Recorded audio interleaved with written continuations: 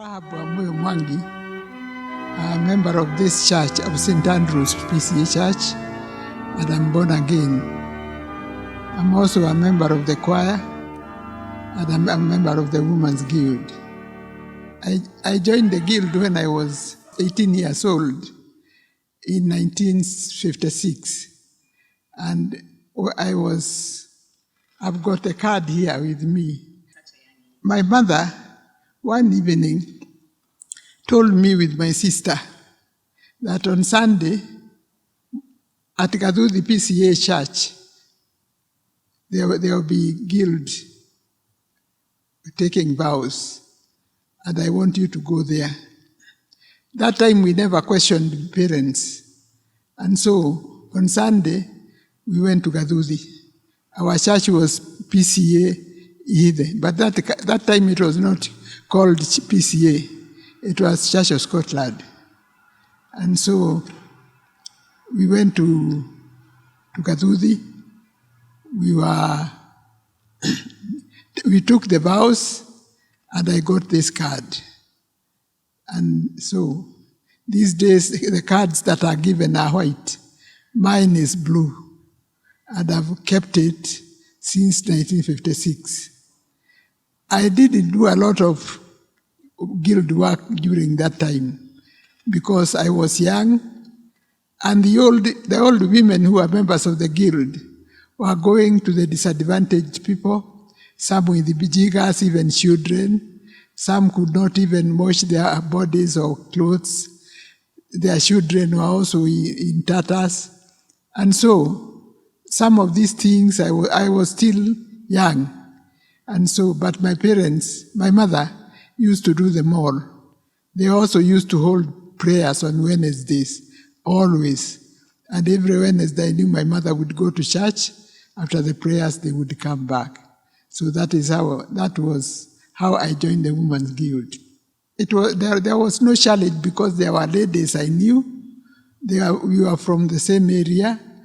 And somehow I am able to accept people. I don't find it difficult to interact with people. And so we were with them. Okay, what happened is that I left classrooms to be taught by teachers at the end of 1953. But finally, somehow I have got disability. And so I spent quite a time in hospitals and being treated. And so those who are with me were not even clever as I was. Most of them got jobs, but with me I didn't. But finally I took a secretarial course. I took it in typing, shorthand, and bookkeeping. But I was not able to do much because I was not able to continue with the shorthand.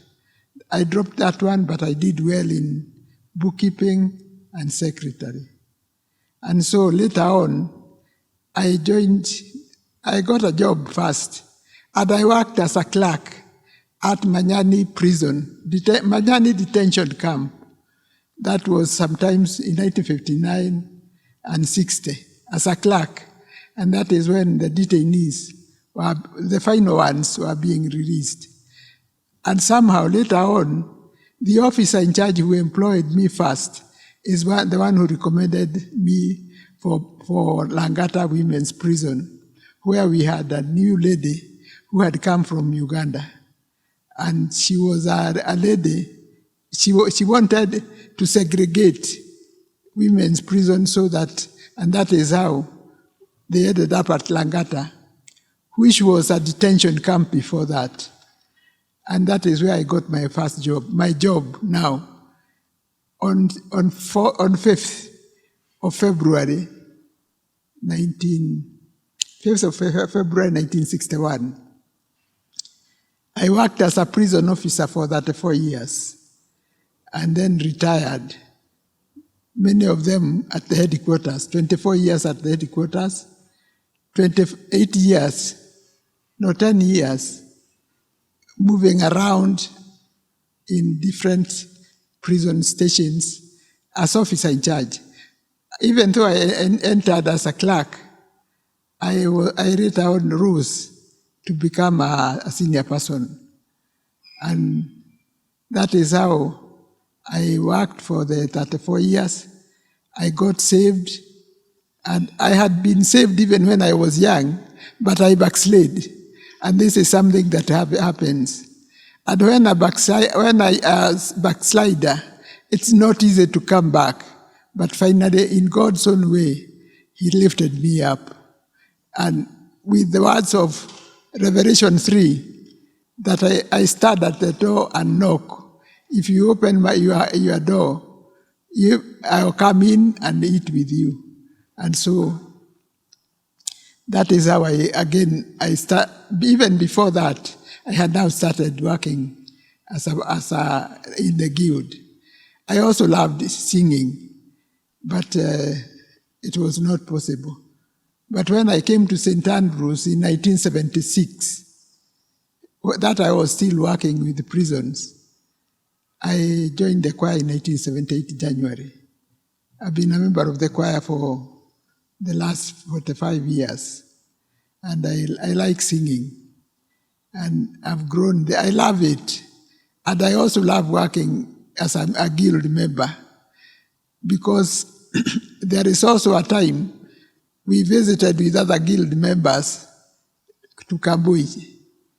The ladies who had started the guild were all there, had been called. Some were even senile, did not know why they were there. And the one who spoke told us that she was very happy that the guild torch, they had handed it over to our generation, still burning. And then she told us, make sure it doesn't go off in your generation. And I'm proud because my daughter became a guild member. When she became a guild member, I knew I wasn't going to, I had handed over my torch, but the work continued. They sang for us, work for the night is coming. Work for the night is coming. And so if you don't work during the day, night will come when no work can be done. And that is exactly what happened, that I have been very active in guild and also in the choir. The other thing is that as I worked in prisons, I was also involved in spiritual work. I was the treasurer of all the Presbyterian churches, not Presbyterian, Protestant churches in prisons, because prisons take care of all churches. And so, even there, I used to go for evangelical meetings, preaching to people, to prisoners. And somehow God, even one day, it was revealed to me that they are called captive prisoners, captive people. Because whenever you go to a prison, they want to see the visitors who have come from outside. And so passing the message to them is very easy. And so I used to do that very much in prisons. And at the same time, anytime I wanted to come and do some work, either for the guild or for the choir, they never had any problem. I normally used to be given permission. And whatever work I had to do, I used to do it at my spare time. And so that is how I became active in the guild. I would tell her to join the guild because it is an arm of the church that do service. Because whatever, if there is any cooking to be done, is there another group that can do it? If you are not in the guild, you cannot do it. I'm not very young. I have clocked 80. I'm 83 years old. This is my 84th. And even though I've got disabilities, today I cannot go where I used to go, but still I can do service for the Lord, and I do it. I sing, and I attend meetings, and I'm there even to advise the young, if they want to any advice from older people.